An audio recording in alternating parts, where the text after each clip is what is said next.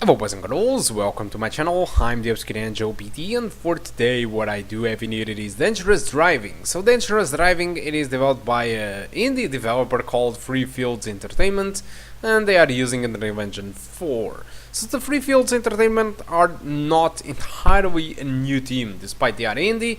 They were 6 people developing this game in 6 months, which is, well, surprising. But they already have experience with some of their games. So because they developed Dangerous Golf, and then they developed Danger Zone 1 and Danger Zone 2, which is close to this game but in a different game mode. And now we have Dangerous Driving. So Dangerous Zone and Dangerous Driving, despite they are entirely different, they feel to be copying or being the spiritual successor of the same game, which is Burnout 2 and Burnout 3. So if you miss Burnout, probably you will find this game attractive, and all the media are very interested in this game because of that, because it feels like a true spiritual successor to Burnout, but unfortunately I'm not really convinced about that.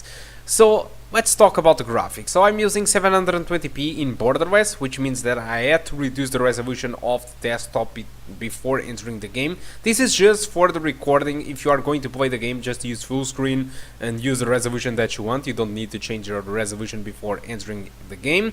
And all the settings are on minimum settings possible. So the menu, it is entirely broken. So as you can see, this doesn't scale well with low resolutions, so I don't really know why they didn't publish further. Alright, so the minimum requirements, it is an i5 with 3.2 GHz, so they don't specify which i5 you need, 4 gigs of RAM, and the GTX 750 Ti, which is considerably much more powerful than, well, our graphic card in here. So this is the results with the minimum settings. The average was 29 frames per second. So looking to the average and to the most part of the graphic, and despite this is a game which you could benefit from a very high frame rate, and 30 frames per second might feel sluggish and sometimes even lower, it was rather acceptable. If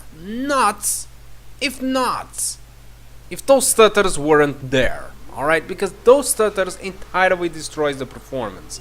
The game can stop for more than 1 or 2 seconds, which completely destroys your gameplay in this game.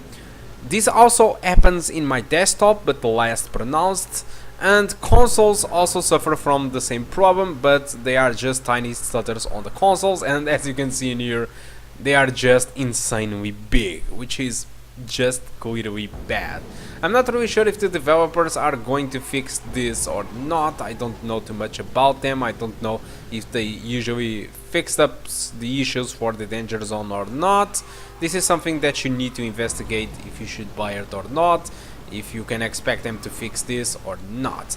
But now let's talk a little bit more about the game itself. So Dangerous Driving, it is, well, mostly seems like a Burnout successor, which is something that all the critics and people are waiting, because the last Burnout that we have seen, it was from EA, and it was a Burnout Paradise, and it have probably right now more than 10 years, which have been a long time. And some of these indie developers decided to put their hands to the work and try to develop their Burnout. So the Danger Zone was already very close to it, but in a different game mode.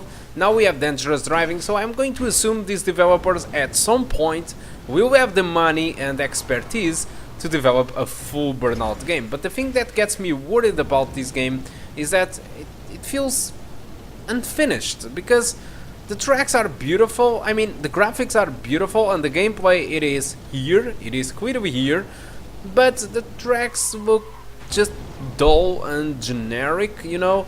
The menus are entirely broken, and, well, not to mention that this game, it is rather expensive. It costs 30 bucks on Epic Store. It is an exclusive for Epic Store, so they get a lot of money from these $30. And more insanely, this game doesn't have a soundtrack. So if you want to listen to the music while you drive in this game, you need to have Spotify Premium, and I believe that it is only for for your songs. So unfortunately on this track I noticed this bug. This also happened to me on my desktop when the textures weren't set to ultra. This also happened to me on Jump Force, so I'm starting to believe that there is something wrong with Unreal Engine 4 lately in some games, because there is already 2 games showing this issue, and unfortunately it affects the laptop. The only way that I did found on my desktop to fix this issue, it was to use textures on Epic, but I'm not really sure if it is a good idea on this laptop or not, and I'm not really sure where this kick in, because the first track it was playing just fine, and then this second track it just got entirely corrupted. The textures are all over the place. I don't understand why this is happening, but as you can see this feels really unfinished, and it costs $30, doesn't have a soundtrack. It feels like almost a mobile game with better graphics, and despite, yeah, it is good to revive some old memories from Burnout, it's just that I'm not really convinced about this game. I have seen reviews talking good things about this game, a lot of them, but I still think that the developers need a lot, they need to put a lot of love and work into this project, and not just release the game after 6 months of development. They could continue to develop the game and deliver a better product, a more polished product than this. This is just my opinion. But that's it, guys, so that's all. Hope you keep enjoying the rest of the video, and I do hope to see you soon. Goodbye.